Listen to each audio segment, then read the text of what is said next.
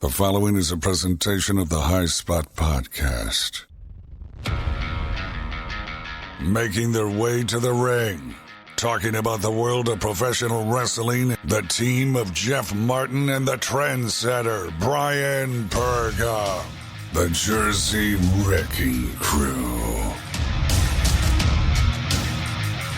What is going on? You're listening to the People's Podcast. We are the Jersey Wrecking Crew. I am Jeff Martin alongside my tag team partner, the trendsetter, Bryan Perga. We are here on the unofficial WWE podcast recapping AEW Dynamite Fight for the Fallen. You can listen to us on all our social media at High Spot Podcast. Good to be back with you for another week, recapping the world of AEW. Trendsetter, how are you doing, my friend? How am I doing, man? I have been excited for this. It seems like only yesterday we did this, and quite honestly, it really does feel like that, guys. I'm not joking. I am on back no another sleep week here on the whatsoever. show. Yeah. Excited for episode number 2, talking about Fight for the Fallen, and an event I've been looking forward to, believe it or not, because this card is getting built up from last week when we were talking about it. A lot of matches I was looking forward to, a lot of matches that were going to be, you could call them show stealers, but man, what a night for AEW. What a night. Fight for the Fallen. Yeah, so we open up with the TNT Championship. Cody defending against Sonny Kiss. Of course, Sonny Kiss has made a lot of news with all the support that he's getting for this one. Of course, you know there's going to be those haters online, those bullies that just don't understand Sonny Kiss. But you know what? He's a heck of a talent, heck of a wrestler. He gets his opportunity here. The big stage now, trendsetter, at Fight for the Fallen. He gets a shot against Cody. And you know what? Let's be honest, man. He, to me, really looked like he belonged. Yes, it was a huge moment, a huge step for Sonny Kiss in terms of, you know, when you come to a new promotion, you have been known in the independent scene, you want to take that next step, you want to get to that next level and step into the ring with a guy as seasoned as Cody. You know, it could be very intimidating for some people, but also they can use that as motivation to step it up. He was a different person. When Sonny was coming down the ring, usually he's happy, he's flamboyant. When he showed up in that match getting ready to face Cody, he was 100% serious, ready to go. Again, he did not disappoint. Ultimately did not come out with the outcome he wanted, but again, what a great match. But the interesting thing about this match, Jeff, in terms of, you know, you want to talk about ring psychology, all those things we can dive into, but what was so interesting was it really seemed like Cody wasn't necessarily thrown off by Sonny Kiss, but I just felt like Cody's mind was on something else. It seems like he was struggling. What was really peculiar is as we're watching it, they kept taking shots of Tully Blanchard staring at Cody. It makes me think, what is going on there? Leaves the door open in terms of, you know, we know the history between Arn and Tully. And could there be a possibility of Cody might not be as focused as he needs to be and Arn Anderson is not doing the job?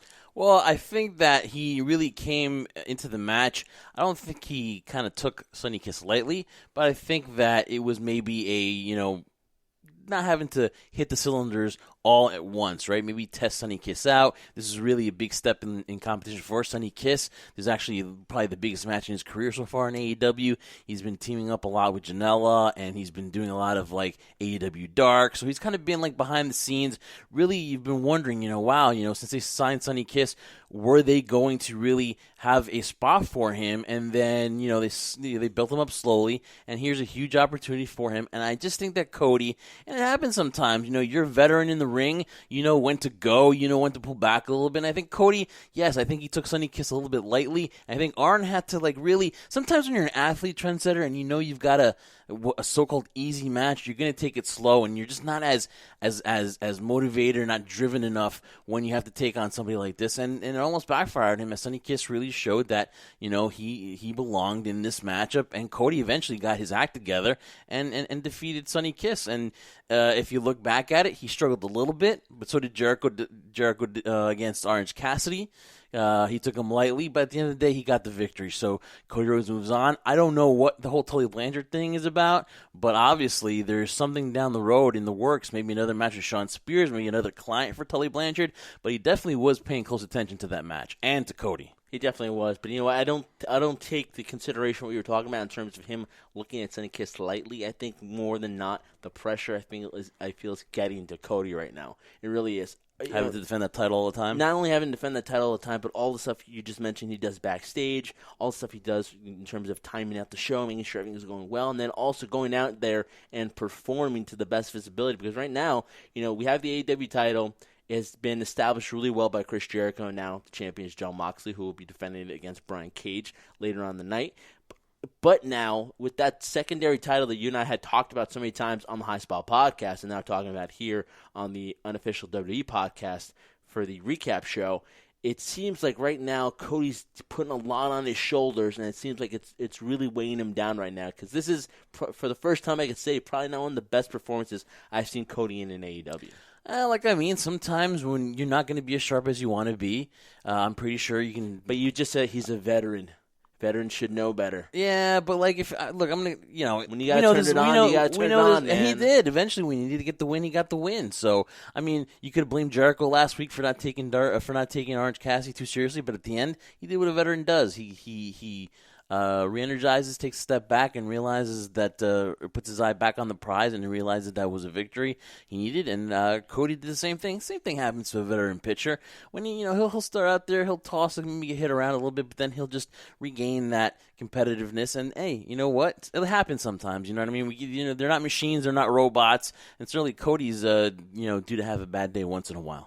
Obviously, the outcome didn't work out for Sonny, but I think he's going to be taken to the next level now after being in the ring with Cody. It opened up a little some eyes, so we'll see what happens with that.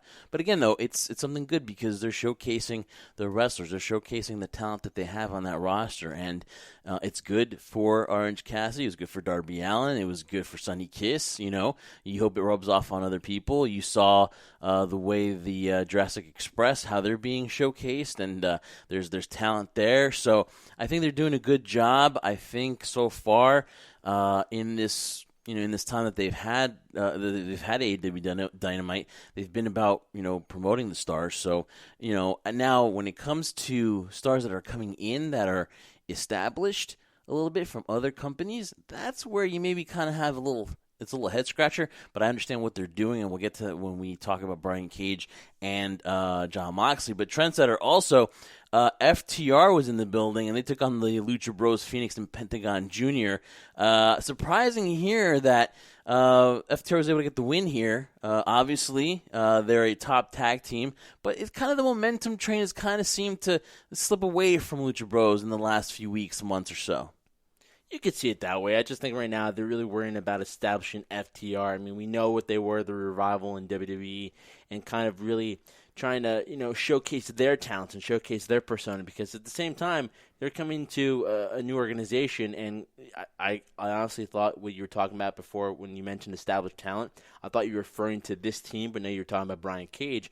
I mean, right now, FTR really has to find a way of distinguishing themselves separately from what they were in WWE to what their identity is going to be here. So I think, one could say, oh, wow, the Lucha Bros now are losing here. They're being pushed to the side. I don't necessarily think that. I think right now what you need to do is when you have new talent coming in, you have to make sure that they are looked front and centered as a team that can compete, as a team that can actually defeat elite teams that have already been established in AEW. So ultimately, we've talked about wins and losses. They actually matter in AEW, but I think ultimately in the end, it just helps build up that tag team division right now, which seems to be the deepest I've seen in a really long time. Yeah, and then of course, they get the victory because Phoenix loses his mask. It gets kind of ripped off of him, and then they roll him up for the victory. And then Butcher and the Blade, a butcher in the blade, a butcher in the blade. Hi-ho, the Mario, the Butcher and the Blade, which is always in my mind when I think of the Butcher and the Blade. And they're there with the keys to the car. The Young Bucks come up, sneak up from behind, and then they take the keys back, the car that belongs to FTR. And then all of a sudden they come in. You see there's going to be this peace offering. Kenny Omega comes out with some beers. And then all of a sudden, instead of chugging them all together, FTR decides to throw the beers, douse Kenny Omega. And that kind of set him off. And then he went on to try to attack them. But the Young Bucks kind of pulled them back. So a little bit of a change there because you saw FTR and the Young Bucks get along. Obviously, FTR is angry at Kenny Omega and for spilling beer the week before. So I mean, there is this kind of love-loss relationship right now going on between the Elite and FTR. Yeah, not only that, though, but, karma's a you-know-what, right? And so exactly that's what happened to Kenny Omega. But what really seems to be interesting right now is that Kenny really seems to be finding himself to be the odd man out. Now, a lot of people would say, hey, it's Hangman right now because he's always at the bar. He's really not kind of distinguished himself with being with the Elite. And Kenny really seems to be the one now that's kind of being the odd man out because right now, like you said, FTR and the Young Bucks are getting along, and Kenny seems to be the one that's been, being disruptive. And Kenny chased the hug today, I think. Kenny chased the hug, and then he ended up getting doused with beer. Yeah, and that's what ended up happening right now. And we're seeing a different side right now where it seems like, Kenny doesn't seem to be all right there. Maybe something's on his mind or maybe something's going on right now storyline-wise, but pretty interesting because he always seemed to be the focal point, the centering, the calmness around the Elite the entire time. That is very true. Then they promoted Le Champion next. He had to get some stuff off his mind, basically saying, and what an amazing jacket that was, that $7,000 white jacket that he had on, came out with Jack Hagar and Santana and Ortiz, and basically said that as much as everybody wants to see the rematch between Orange Cassidy, it ain't gonna happen. He's not gonna do it, and basically boasting that he basically helped win the ratings war last week. Depends on how you see it, Trendsetter. Whether you go by demographic or you go by overall ratings. NXT won the overall rating. AEW won the 18 to 49 demographic. It depends on who you talk to. What's more important? I remember we were trained, Trendsetter, that it was all about the ratings because we always saw the 3.1 against the 6s, and we saw the 4.0s against the the 6.5s and stuff like that. So we were always trained to look at the overall rating, but then I would say somewhere in between during the Attitude Era, people were really going after that 18 to 49 demo. So before we talk about, Chris Jericho saying that he'll never fight Orange Cassidy again, and also coming up with that great Demo God nickname, another nickname for the Le Champion, how do you define ratings a win? Do you picture it as the overall win, or do you picture it by the demographic? Well, I think you kind of really just answered the question for me before you just threw it to me. But, yeah, you would have to look at, for me, being the old school guy that I am, and I can say that because I have a lot of whites in my hair now. I'm getting up there, Jeff, in age. A lot of grays. Yes, exactly. You too. It's like looking into a mirror, basically. Why don't you turn around? Yeah, it really feels like the all-around rating seems to matter a lot right now. But, going back to what you mentioned before, the Attitude Era, Jeff, it's a lot different now compared to how we used to watch wrestling when we flip back and forth during the Monday Night Wars between WCW and WWE. Now it's like, okay, now it's the Wednesday Night Wars between AEW and NXT. But in reality, it's not really a war because you just mentioned before, and Jericho mentioned it during his promo, it's about the demographic. The target audience in which what WWE targets is not the same as AEW. AEW is targeting a smaller, yet maybe more loyal fan base. That 18 to 49 is the key one. Is the key one. 18 to 49 is the big one. So does WWE now. They're after that 1849, yeah. Okay, but for the longest time, they haven't been that way. They've been more the PG, kid-friendly type of show. So maybe they're converting to that. So ultimately, if we were going to stick to that particular demographic, then yes, AEW came out on top. But let's be honest, Jeff, it's not really a war here because it's apples and oranges, basically. You have a company that's been well-established. It's the juggernaut. It's the machine. I'm not talking about Brian Cage. I'm talking about the WWE. And you have AEW, who's trying to formulate their identity. They're trying to focus on themselves. It's nice to see jabs being thrown back and forth. I'm not going to lie. But ultimately, at the end, unlike the times when you'd use your VHS and use your VCR, yes, guys, look it up, Google it. You'll know what it means. Now you can just DVR stuff. You don't have to see it live. So I think that debate in terms of whether you're watching something live or not kind of fluctuates because not a lot of people nowadays are watching things live anymore. And you know what, guys? We'll pose this question on our Twitter. What do you watch more? What is your go-to show? Go on, we'll put that question up. It's the High Spot Podcast. On the High Spot Podcast. Well, that's their go-to show. On Wednesday night, what do you go and watch? Are you AEW or are you WWE NXT? What is your go-to show at 8 p.m. when the clock strikes 8 on Wednesday night? What do you go for? Do you go for AEW or do you go for NXT? So we'll put that post this morning, and we'll see what you fans got to say. So just go to High Spot Podcast, follow us there, the Jersey Wrecking Crew, and we want to hear from you guys. Maybe next week we will read the polls and the votes by you, the fans. So definitely let's do that. Let's be interactive. Let's talk to the people because this is the People's Podcast, and let's see what you guys say. Do you watch AEW or NXT? And we'll find out next week, and we'll let you guys know what the current state is of viewership for these shows. Well, talk about reminiscing, though, Jeff. I must say, going back to the old days where Stone Cold Steve Austin would attack the Authority and the beer truck and beer all over the place. Mm-hmm. it really feels nowadays, I mean, you can call it nostalgia all you want. Kind of funny that Orange Cassidy comes out, gives a very somber thumbs up, and orange juice just spills all over the inner circle. See it coming a mile away. See it coming a mile a minute. It's like, okay, I've seen this before. And this is what, if you're an AEW fan, you know. But if you're an AEW fan, it kind of concerns me, you know why? Because a lot of this stuff is, they've said it time and time again that they want to separate themselves. They're not going to be like WWE. They're going to create their own storylines, their own identities. But a lot of these things seem to be recycled from WWE storylines. Don't you think they just had to go there, though? I mean, the whole orange juice gag that it's been like being teased, that they've gotten the best of Orange Cassidy the last few weeks. Did they have to go there? I don't think they had to. I mean, it just seemed like it just was you had Ortiz, set up perfectly. Ortiz and Santana like swimming in the orange juice, like, okay, like doing your own impersonation of Vince McMahon. Could that be a jab? Could that be just like like an inner circle homage? joke? Let's say an homage. An homage. Okay. But the thing is, when the homage gets repeated over, we have the milk truck, we have this, we have scenarios similar to this. It's just like, come on, guys, can we do something? Jeff, it's the same feeling when you watch a movie, right? And like it's being remade.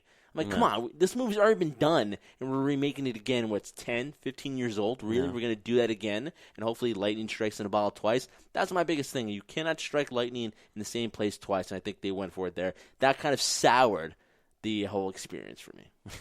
And Jericho goes on commentary afterwards, and he's just being Jericho. And being a goof. I love the Demo God nickname. He's got so many nicknames, man. It just works, too. So, obviously, Jericho believes at the end of the day that it's the 18 to 49 demographic that's the key, not the overall rating.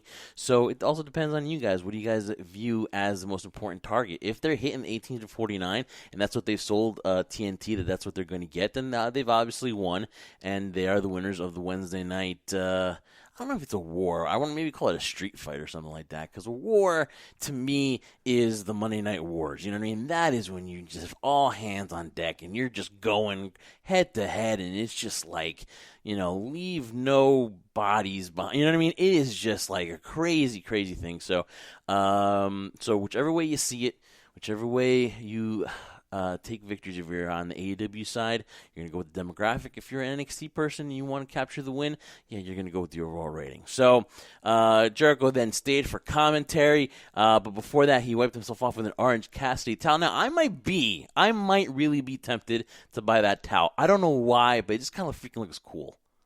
Man, talk about product placement, Jeff. You're already you're just basically saying, just take cool. my money. It looks cool. Just take my money. Let me tell you something. Pro Wrestling Tees and AEW have taken my money. Let's just say that they haven't. You kind of give it away too, man. Honestly, come on. There are a couple of buys there would have to question, but you know what? Hey, each their own, man. It's at the time. You know what I mean? I'm just feeling like I gotta get this shirt, and And then, of course, after that, we had the Elite against the Jurassic Express. Oh, my Kenny goodness. Omega and the Young Bucks against Marco Stunt. My goodness, Jeff. What a match this was.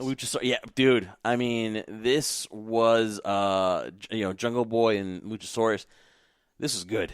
This was good. I mean, but you know what? A lot of the old school timers will probably be like, "This was garbage." Oh yeah, they'll be like, "Oh my god!" But the amazing part.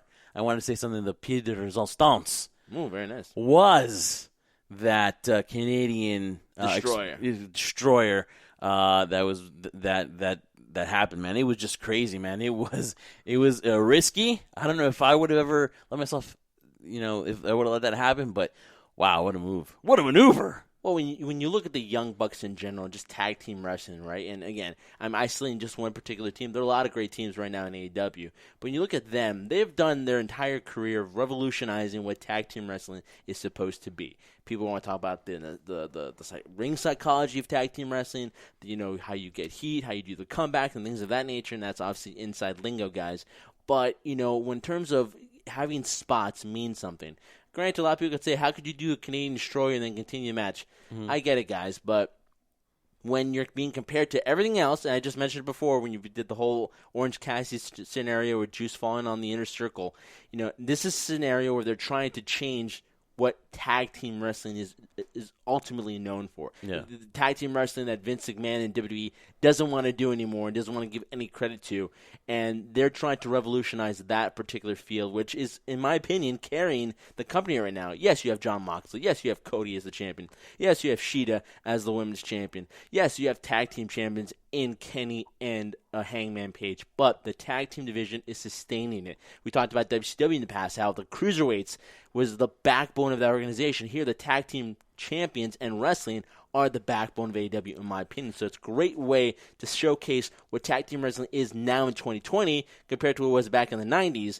And ultimately, what I loved more about this, not only the outcome, the Elite win, but my goodness, I am getting excited to what could possibly be happening now with Kenny Omega. And I'll leave this note, and I want to get your input on this too. Ever since he came to AEW, Jeff, I've been waiting to see Kenny Omega. Yeah. And not the Kenny Omega in New Japan where he was the IW champion. He had that good feel-good story where he finally defeated Okada and became the champion and was revered because he was accepted by the Japanese culture and the people there. I'm talking about the cleaner. Now, I don't want the cleaner from New Japan Pro Wrestling. I want the evolution of what that's going to be because that type of Kenny Omega who is sick and sinister, who would do everything he could to win and be the best, I have not seen that guy since that time. And I'm hoping these are the small little seedlings that Kenny Omega can evolve into the new character, the new persona, the person he's supposed to be the day he signed his signature and the ink dried on that contract. Yeah, I mean, what I liked about this match is that he actually showed a little bit of emotion, a little bit of that craziness with the cleaner in New Japan. You kind of had those vibes, but this match told a lot of stories. One of them was Kenny Omega's character because it's not known that he loses his cool and just goes and attacks Marco Stunt, especially after he got the pin on Marco Stunt. He goes after him. He has to get pulled apart. He mocked him a little bit during the match. Yeah, as well. the young man, he wrestled. No, they made a great point. Jericho made a great point that if he doesn't take you seriously, he will wrestle with his shirt on. Mm-hmm. Which that's Jericho's way of saying, hey, this is like that Winnipeg lingo between Jericho and Kenny Omega. So I guess? It's very unlike Kenny to fight with the shirt on. Obviously, when you're taking on Marco Stunt, give Marco Stunt his props. He's there. He's signed as a wrestler, right? So you got to take him seriously. And Kenny Omega did not, and it's not like Kenny, the Kenny that we do know now, ever since he joined AEW, to do something like that, mock his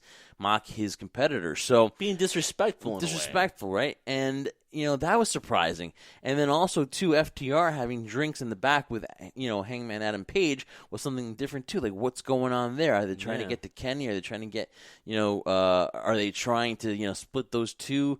Because you know what, at the end, those guys are going for what they have, and that's those tag team championships. So that's another way that they're planting the seed, maybe trying to split them up. But you know what, that Kenny Omega tease and the fact that they had Jericho there to kind of emphasize it a little bit too, where actually see Jericho was rooting for Kenny to beat Marco up some more. I mean, those little things that they touched on that maybe you didn't see, that maybe you guys were like, oh wow, I didn't even realize that. Yeah, you're right, that makes sense.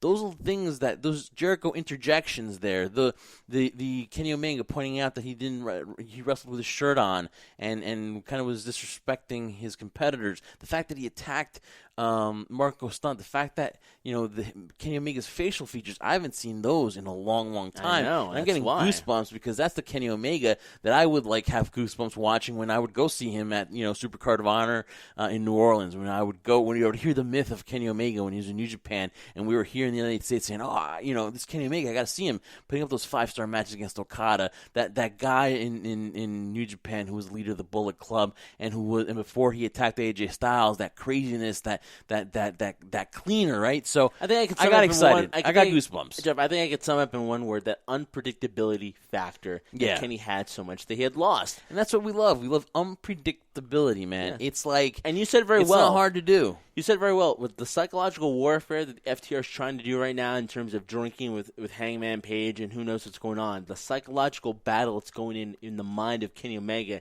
makes it even more intriguing to me what's going to happen down the road. Now, they teased the fact when there's a scenario where Adam was going to do the lariat clothesline on Kenny, but now it looks like Kenny seems to be the one who's a little bit unstable. So love how they're planting those seeds. Love how they're kind of giving you those side little jabs in terms of, oh, this could happen or that could happen. I haven't seen that in a long time. I haven't seen that in a while. So I'm really happy to see not only the unpredictability of Kenny, but the unpredictability of what could happen between not only Kenny, not only Adam, not only FTR, but within the Elite as well. Yeah, and obviously Kenny Omega too is let's be honest, he's head of the women's division, and right now it's really facing some criticism because right now there's an injured roster, it's kind of depleted, and you got Shida back there with Alex Marvez, and basically saying how she's willing to take on all comers for this. If you think you can do it, if you think you're strong and you can take on Shida, then you know what, she's going to give you the opportunity.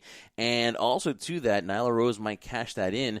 Her number one contendership sooner than later because just that roster is depleted. So while you're praising Kenny Omega and the way he's going character wise, behind the scenes, I think it's fair to criticize a little bit of the depth on the women's roster or lack thereof. So now you have a point where we're going to see Shida defend the title against maybe somebody that's not ready or maybe somebody that's not even in AEW right now who feels that they have a great opportunity to take that women's championship from Shida. Yeah, and it's fair to say that criticism is fair because right now, you look at Kenny and what he's done in terms of developing characters, developing his own persona. Can't say he's carrying that over into the women's division. Now, people will probably say, well, the women's division is still very light, or it's still, people who you don't know very well. There's enough talent there where you can develop storylines, and this is something I've talked about before on the High Spot podcast with you, Jeff, or I've talked about during the SmackDown recap.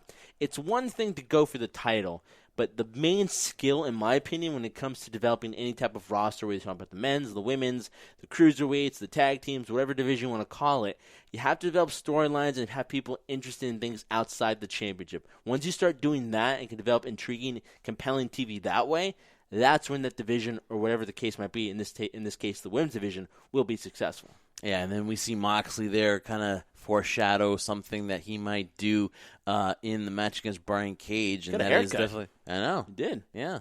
He wasn't going for the Dean Ambrose look anymore. He was going back to John Moxley, wasn't he? Yeah, he was. He was a little bit there. After the pandemic, he can now finally get a haircut, basically. Hey, barbershops are open. So, yeah with John Moxley. But the gyms aren't, damn it. Well, at least here. John Moxley teased that he would rip off the surgically repaired biceps from Brian Cage and maybe foreshadow who was to come. So good to see John Moxley back. Really excited for that match, John Moxley and Brian Cage. We were talking before whether we thought Brian Cage was a big time player. So we'll get our thoughts on that when we talk about the match too. But we're just gonna plant the seed there. Do you think that Brian Cage has that it factor? So then we go back to a women's tag team matchup, and that is the team of the Nightmare Sisters with Dustin Rhodes.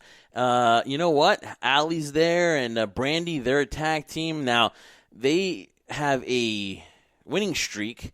They're undefeated. They're undefeated, and they've got most of their matches on AEW Dark. So this was their AEW Dynamite Fight for the Fallen debut. And they come out with a victory in the match, and not just a victory, Jeff, but a pretty dominant victory as well. They pretty dominant well. too. I have to give a lot of credit to Brandy Rhodes. I'm sure a lot of people have butchered her in terms of her in-ring skill. I'm not gonna say she's 100% there just yet because again, it just takes more time in the ring. And I'll give her credit that she wants to get in the ring and showcase that when she really doesn't have to, but she wants to. Worked really well with Allie. Granted, everybody in the ring helped each other out, but I have to give a lot of credit. Brandy has done a very good job of using the skill set she has and really taking it to the next level. And let's just say that the trendsetter is very, very tough on compliments. He doesn't throw them out like anything. He's very selective on the compliments that he throws, and for him to give one to Brandy Rhodes is very wow. I'm like, wow, I'm here a little blown away there that you would. Yes, she's improved. The effort is there. And now the talent's coming along with it. But you wonder, though, they're undefeated, but there's no women's tag team titles, though. You know what I mean? So, they're a tag team, and Dustin, of course, is managing them, and it's good to see Dustin there. But it just, I don't know, there's no women's tag team championship. So unless they're, doing this to build momentum for them to go in singles and go for the AEW championship, but I don't know. I don't think introducing a women's tag team title right now is something that's high on top of priority for AEW right now. I agree with you, but I think right now what they're trying to build is the fact that this scenario, this merge between Allie and Brandy isn't necessarily, an even mix. It isn't like you're mixing, sugar with coffee and you're just mixing it up together. That's a bad analogy, I know, but that's the best one I can think of, guys. I'm sorry, I'm really tired right now. But it's not an even pairing right now. So I think right now what you're trying to see is them teaming up, but eventually the split. And so I think that's why they're showcasing as a tag team. It's crazy already. They're thinking of the split, right? Yeah, but here's the thing, I think that's the initial idea. But if Brandy and Allie have become popular enough where people actually like them in the ring and they become very well in terms of having good chemistry and dialogue and dynamic, this could go on a little bit longer. So it wouldn't have to be the immediate tag team pairing up and then all of a sudden backstabbing and turn your back on it. This could go on for a little bit longer, which I like because most of the times, like you say, storylines like this establish themselves and quickly dissipate. And then you're like, okay, well, what was the payoff of that? Here, I think it's for the slow build. And it's obviously Brandy's the face here because she's pushing the tag team to work together, and Allie's kind of like not having it, so she's a little standoffish, whatever like that. So it looks like Allie is playing the heel in this and trying to get along with Brandy, so she's obviously the face here. So again, good match, and defeated Kenzie Page and MJ Jenkins. Dude, you know how I mentioned before that AEW really takes my money? Well, if you take a look at the commercial afterwards about the Unrivaled collection here, man, dude, like I want all those action figures, dude. What are the you, Unrivaled 12 years old? collection Come on, comes out man. this Seriously? August. Hey, my birthday's coming up, dude, and if you want to be nice, I'll have a Leah Champion action figure under my tree. In your tree? Have a Christmas tree on your birthday? Because my birthday's Christmas, man. Oh, my okay. birthday's Christmas, damn it. Yes, it only comes once a year, thank God, and when it's over. And especially, I should get brownie points because this pandemic, having, to put up with you for so long, I should get. How about I should get brand points for how you ruined my birthday? I'm glad that you got the under the tree part though. I thought that was a little funny and funny, great added touch there. But yeah, Jeff's man, the only guy that sings Christmas carols during the summertime. Oh, guys. Christmas in July, by the way, if you're a Hallmark fan too, and No, definitely. But again, talking about nostalgia too, they did it kind of like the old school WWE action figures. Yeah, like, look at them go, the re-trigger, all stuff like that. Action figures look amazing. I'm sure those are going to sell ridiculously well. And again, like I said, just small little insights in terms, we've heard rumors too. I think Kenny Omega was interviewed, didn't see the whole article, but basically the synopsis was that eventually, closely down the road, they're going to come out with an AEW video game as well. So it's that's wow. That's progression. If you want to talk about progression from a company standpoint, not only just selling merchandise, just action figures, just be a little bit better. Just be a little bit better than the 2K WWE stuff, and you'll be all right because those have been absolutely hot garbage. Yeah, they've been. Just if you're just a little bit better than those, you've hit a home run too. And so yeah, man. And I want to give credit to one of our listeners. And you know what? You always wonder, who's listening to the show? Well, obviously we have a huge fan of the SmackDown review show that we do, and he's also listening to the AEW one. And we're going to send a shout out to DJ Kuzmo because he's been very interactive with us, and we appreciate that, guys. At the end of the day, we want to hear from you. If you're listening to the Unofficial WWE podcast and you're really liking what we're doing with the AEW recap shows and what we're doing with SmackDown review, we definitely want to hear from you guys. Go there, Apple Podcast, leave a rating, and say, hey, you really like what we're doing. Hey, if you really want to crap on us too and say, hey, we're doing a horrible job, who are these two clowns? Fine. We'll take criticism as well because, hey, you know what?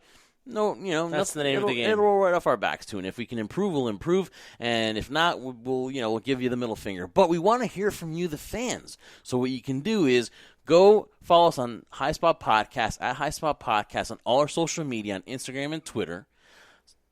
Download the show too. If you don't want to see us on YouTube, you can go download the episode on Apple Podcast or whatever podcast platform you want to and interact with the Jersey Wrecking Crew. We want to hear from you, and DJ Kuzma has done a great job interacting. We always get back to him. But last week, you told me who would be Nyla Rose's manager. Yeah, we're talking about it, and nothing really came up at the top of our head. We're like, who? Oh, no, let's not do that. Yeah. It's AEW. Okay. But who could it be? And I'm like racking my brain, and I even told you, Trendsetter, I was like, I'll have to do my research and I'll let you know. And then all of a sudden, because DJ Kuzma heard the show, he goes, how about Vickie Guerrero? And I'm like, good God, that's the answer. bing, bing, bing, you win the prize. Check the mail because you're going to get 2 life-size action figures of the Jersey Wrecking Crew. No, I'm joking, we wish. But great job, DJ Kuzma. We're going to send you a shout-out because you were really thinking about this one. And a great job, man. Vickie Guerrero is Nyla Rose's new manager. And, of course, they promised to take the women's division by storm, yada, yada, yada. Hooray, hooray. And there you go. Vickie Guerrero is the new manager, Trendsetter. Yes. Well, again, it seemed like the answer was playing right in front of our faces, and we missed it. So, shout out to you, buddy. You knew it better than we did. You should be doing the show, not us for AEW. Yeah, you should definitely replace Greg on the show. Really, definitely should replace Greg. Oh, Greg, yeah. Listen, I'm going to say this, and first and foremost, let me add that I respect the heck out of Vickie Guerrero. I really do. But here's where you kind of lose me, because you left WWE, right? You left WWE because you wanted to go off and finish off school, and that's great. I don't blame you for it. You've been there long enough. You did a great job where no one thought that you could even play a role like you did, and you took the Vickie Guerrero character and you made her one of the most memorable characters in SmackDown history, right? Mm-hmm. But then you left on your own accord, and they sent you off, and you spent a long time there, and they did everything possible for you when Eddie Guerrero passed away. But then you start your podcast like everyone does. It seems like everybody has a podcast now. And then you had WWE characters on there. But when you go to show up on AEW TV, when you know there's a war going on, when you know that doing something like that is going to cause you disfavor with the company WWE, yes, is it petty? Of course. But when you go out there playing the victim and saying that, WWE shut down me having their guests, when you've shown that you're going to go AEW and you're going to, not pledge allegiance, but show your support, and then all of a sudden now, you're like, I don't have guests coming on my show, so it's only, Impact people, AEW people, that's fine, but you kind of make it known that AEW's kind of shut you out, and then you sign with AEW, then I don't want to hear that WWE is unfair to you. You know what I mean? You chose to leave. They didn't fire you or endeavor you. You decided to leave on your own accord. And then when something like this happens, don't be surprised when WWE shuts you out. That's all I'm saying there. And I will close it with I have tremendous respect for her, and she's going to be amazing as a manager for Nyla Rose. Oh, yeah, I mean, everything you just said, there's no point in continuing because you basically made the valid point there. But in terms of what she's going to do for Nyla Rose, is basically be that mouthpiece, be that supposed whatever I feel like is doing right now and trying to be that Paul Heyman to that Brock Lesnar type of character. So I think Vickie would do an amazing job of that. She'll be a great mouthpiece. But ultimately, at the end, I feel that with Nyla Rose, she's got to bring up her game. It's not going to be Vickie doing everything for you. You have to deliver. Now that Vickie's going to take care of the talk aspect, which, in all fairness, Nyla has been struggling. Severely been struggling, in my opinion, in terms of getting that message across. You want to hear less from her. You just want to see more in the ring. You want her to make her yes, statement. But to that extent, more in the ring sometimes isn't always a good thing right now because, less is more in the ring as well, too. So if you're going to be a powerhouse, be that powerhouse, because right now, her last couple matches, even the ones with Shida, I can't say are any ones that I would brag about or talk about in a high class or high validity behind it. So Nyla's really got to pick it up. If she's going to have her mouthpiece, which is Vickie Guerrero now, get the message across to all the women in the women division, and especially to the audience of AEW to be intrigued and invested in it, then Nyla, you have to deliver in the ring. But obviously this could be a huge step for Nyla, because this puts her on another level. And once she becomes the women's champion, which I believe she will be, she's going to be unstoppable for a while. I mean, she's going to be unstoppable for a while because Vickie Guerrero is going to do everything she can. Well, that's the foreshadowing, isn't it? That's what yeah, exactly. And then we finally get to the main event. We have the AEW Championship on the line. Jon Moxley makes his return against Brian Cage with Taz, the FTW champion, versus the AEW World Heavyweight Champion. And, wow, it started off crazy outside the ring, and obviously it was a hard-hitting matchup. But then at the end of the day, Trendsetter, we're going to decide whether it was the right thing for Taz to throw in the towel because, like Johnny Moxley said in his promo, he foreshadowed it. He went for that biceps, man, and he had that arm bar, and he was holding on to it. Now, if you're Taz, and that's your moneymaker right there, do you throw in the towel? Was it right to throw in the towel and live another day, or should have Brian Cage try to find a way out of that arm bar and maybe pull out a victory over Jon Moxley? You never know. We'll never know because Taz threw in the towel. Well, before we go into the whole Taz throwing the towel type of thing, I must say that this was something I was looking forward to. And I have to say, in all honesty, I was not very happy with the match in general because, again, we know what Jon Moxley is. We know how tough. He's gritty. We love to use the word grit nowadays, right? Grit. I've got grit. Yeah, grit, damn it. But the thing about you bringing somebody like Brian Cage, we had the feeling he wasn't going to win the AEW Championship. It was either going to be a continued storyline or a scenario that happened later on in the match, after the match was over, which we'll talk about in a few. But you didn't think that he was going to walk away with the championship. But what you wanted to get out of it was an impressive performance by Brian Cage. Now, I think he did an okay performance. He did things very well. But I would have preferred, if you're going to build this guy in, I know we're always comparing WWE guys, I get it, but if you're going to pair him to like a dominant force like a Brock Lesnar, you have to have that dominant performance behind him. You know, the mere fact that Jon Moxley got any offense in, to me, actually hurt Bryan a little bit. I mean, to have Bryan be dominant and then finally be not tapped out and have Taz throwing the towel for him would have made more sense in my opinion, because it would have been like he didn't quit. His manager threw it in for him. It's his moneymaker. Didn't want to risk him re-tearing that bicep again, going through physical therapy and rehab and all those things. And if Bryan showed the fact that he was dominating Jon Moxley to the point where if it wasn't for Taz throwing the towel, then Jon Moxley wouldn't have won. That, to me, would have been better and more interesting going forward, and especially the fact that, you know, maybe they'll see themselves again down the road. Who knows? Maybe it'll potentially happen again sooner than we think. But that would have been done wonders, in my opinion, for Brian Cage, a guy who's trying to reestablish himself after what he's done in Impact, after what he's done here. Even Jericho mentioned, even the commentary mentioned it, that he's becoming more of a powerhouse rather than doing aerial moves. He did an aerial move before, almost blew out his knee doing it. And you're like, okay, well, what is this guy's identity? And I just feel towards the end I got lost in translation what you were trying to do with Brian Cage.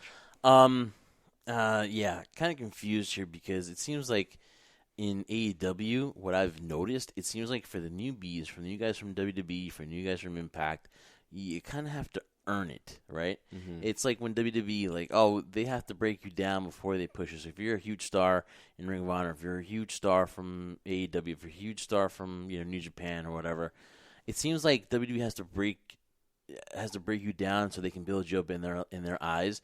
And it seems to me, not that they're tearing them down or breaking them down, but it seems like they have to earn it when you're coming over. The only example that hasn't had to is FTR, because it seems like they've gotten it right away. But if you look at Brody Lee, he came in and he had to kind of like earn it because, you know, success came a little bit fast. But then when push came to shove, he lost to Jon Moxley. When you had well, look at the example, Lance Archer, right? Yes, when very good. When Lance Archer came from New Japan, all right, this is perfect timing for him to become the TNT champion, right? Mm-hmm. With Jake the Snake, the promos, the hype, and he loses to Cody. So it seems like these guys kind of have to maybe earn it a little bit before they're given that opportunity. Let's not forget Wardlow, too. Wardlow as well, too. I mean, he's brought in this powerhouse, this unstoppable force, and then loses his first competition against Cody. So yeah, it seems like they're built up really well, and then towards the end, they just don't live up to the hype. Yeah. Now, is that because they don't live up to the hype themselves, or is it because they're being steered in that direction? In my opinion, they're being steered in that direction, like you're talking about. And I just find it weird because you just said something that's pretty interesting. You said earn it. Mm-hmm. Well, didn't Lance Archer earn it to get to AEW? To be a dominant force? AEW, but to be a main guy in AEW, I guess he has to earn it, or he has to, you know. And I don't mind that. I just don't mind that. I just think it's something that, with, you know, the pressure. But then why build somebody up so much to break them back down again? Well, we can ask WWE why they choose to do what they do with guys like Gallows and Anderson, Ricochet. You know, because these are guys that have had so much success on the independents and in New Japan and all over the world, and they come here to WWE. Like, dude, like when I used to watch Ricochet on New Japan or anywhere in any matches, I looked forward to it. When I see him on WWE TV, I just want to change the channel. Yeah. So it's crazy how they do that. And my problem is that WWE like really breaks them down, like really tears them down before they build them back up. AEW, if they ever do, AEW seems more like, oh, you just got to earn it. You know, just a little bit. Just earn it a little bit. Not going to tear you completely down, but you're here in AEW. We want to show you that this is the top brand from where you came from. So you have to earn a little bit. And Brian Cage here, I think just had to earn it a little bit more. And now it seems like he's going to be in a feud with Darby Allin because after he threw in the towel, he recovered and he went to attack Jon Moxley again. And then lights go out and Darby Allin comes back out. And here's another guy, too, that was been pushed. Took on a guy like Jericho, and his stock, skyrocketed. He got injured from Brian Cage, comes back. Looks like the feud's going to start up between them two. Or maybe we can get Darby Allin in the title picture scene. But again, it's just something that I noticed that these guys, Brian Cage's and the Brody Lees and the Lance Archers, that they kind of have to, for a second, have to earn it a little bit. No problem with it. And I respect it a little bit, too, because they're in a ratings battle. That's what I'm saying. It's a battle, not a war, with NXT. And you think all of a sudden these guys are going to walk away with the championships, right? But they don't. No, they don't. And like I said before, I don't really particularly understand why you would do that necessarily.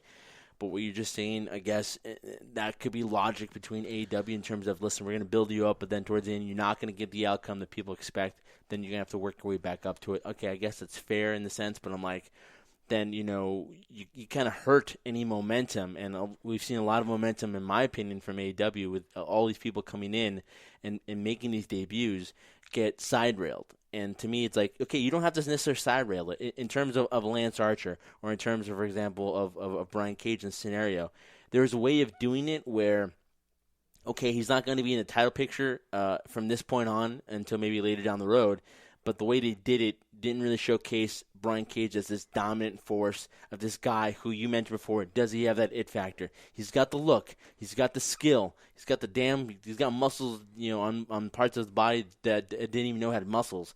But does he have that it factor? And you asked me this before we even did this recording, and you asked me, and I really took a few moments to think about it, and I was like, he has all the tools, but I don't really know if he has it factor, because the mere fact that I have to think about it, that really showcases, for me at least, that I don't feel he does. Because when other individuals, you talk about Cody, he's got it. Jericho, he's got it. Kenny, he's got it. The Young Bucks, they got it. See, when I saw him in the ring with Moxley, it's not that I didn't think he had it. I thought he belonged. I just don't know yet, if you can see that it factor yet. And it just takes time.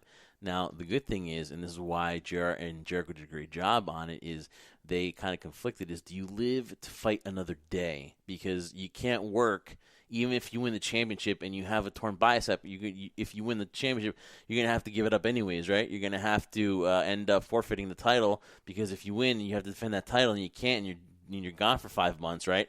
So I think that was a good excuse. I think it's a good excuse why Brian Cage lost. I'm sure you put the spotlight on Taz and you wonder why he did it. Will Brian Cage end up understanding? And that's another thing that I'm getting really irritated. The spotlight is being put on Taz more than Brian Cage. We talked about this last week. Yeah, no, I agree. Was it Taz going one-on-one with Jon Moxley, or was it Brian Cage? Yeah.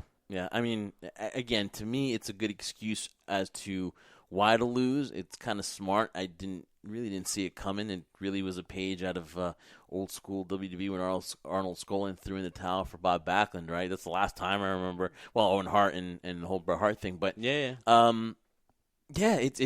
really interesting that like you said, like the spotlight's been put on Taz, and we'll find out, what Taz's motive was. But you kind of heard it from JR that Taz is the moneymaker, that Brian Cage is the moneymaker, and that he will fight to live another day. And like I said, guys, think about this: if supposing you get your bicep torn off and you still beat Jon Moxley, more than likely you're gonna have to give the title anyways, and you got a bum arm, and you can't work for 5 months.